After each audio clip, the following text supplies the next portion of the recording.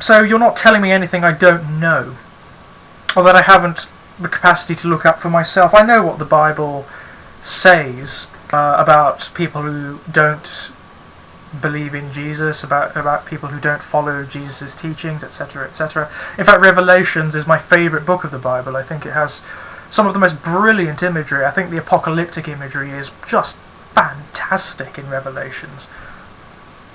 I particularly like the 7 angels and their phials with the diseases and the disasters in them. I think that's absolutely stunning. But it's not something I can take literally. My sense of reason will not allow me to take it literally, any more than my sense of reason will allow me to take the Celtic myths literally. They're just beautiful oral traditions. That's how I also regard the stories of the Bible. Yes, some of the behavioural tenets, particularly of the Old Testament, are, by modern standards, repulsive. And they were repulsive by the standards of many cultures that existed at the time of their writing as well. But that's neither here nor there, really, because there are very, very, very, very, very few, even amongst your own biblical literalists or fundamentalist Christians, who follow them.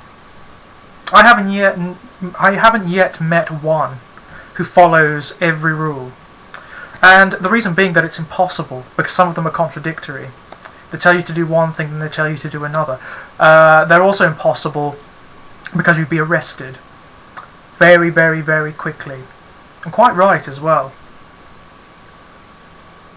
So the double irony of this is that by their own standards, the vast majority of people who promote biblical literalism are as damned as those who simply don't adhere to it, who rail against it, or who, excuse me, adhere to something else. Furthermore, you try to elucidate for me what eternal damnation will be like. And, you know, I write some very, very, very, very morbid fiction indeed. It's very dark, it's horrific, in fact, for the most part. And there are scenes of suffering that I have conceived that are far more terrifying and far more repugnant than anything you've written in your mail.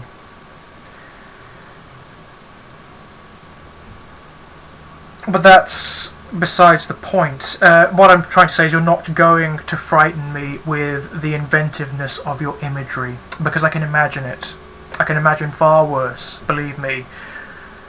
Especially, you know, I'm a huge fan of H.R. Giger's art. I love Hieronymus Bosch. And I've read all of Clive Barker's books, and also Poppy Z. Bright's early work as well. And I haven't yet come across any author, any writer of anything, to be quite honest, that can equal the portrayal of mutilation and suffering in that those artists and authors manage. So please don't try to beat me over the head with the inventiveness and the ingenuity of the suffering you can conceive. It's doubly redundant because I don't believe that it's true. I don't believe that it's a real place. I would also like to address this notion of eternity that you bring up. You keep talking about eternal suffering and eternal bliss. Now, for me, eternal anything, particularly an eternal unchanging state, is redundant. Utterly, utterly redundant. It doesn't it doesn't matter if it's eternal bliss, and it doesn't matter if it's eternal suffering. The states are incidental. The fact that they are eternal and unchanging makes them impotent. It also makes humanity and existence impotent. Consider, according to your beliefs, an omnipotent, omniscient, omnipresent, perfect divinity, a creator that was the first cause of all, and who is therefore bound by nothing, who has no obligations and no requirements of himself.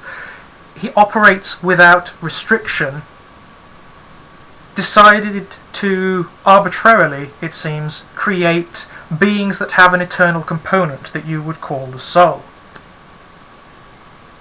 First of all, you have to question why a perfect entity would do this, or how a perfect entity would do this, because a perfect entity, by its very definition, doesn't require anything. It doesn't need anything. I mean, one of the arguments I've heard come out with recently is that God wanted company, basically, that he wanted a relationship with us. God doesn't want anything. If it's perfect, it doesn't want anything, because want is a product of limitation.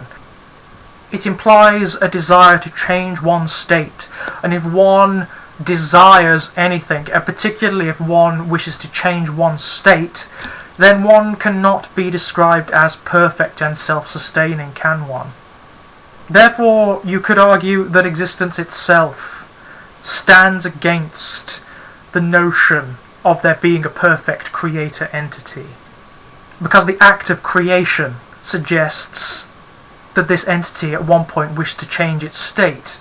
Furthermore, it suggests that if it wants to change its state, then it is not omnipresent, because if it's omnipresent, then it already exists in every conceivable state and permutation of reality. Every possibility, conceivable and otherwise, it already exists in them. It stands outside of time.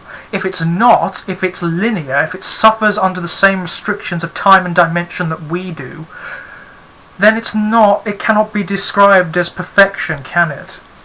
Or as a divinity, insofar as I'm aware, or insofar as I define the term.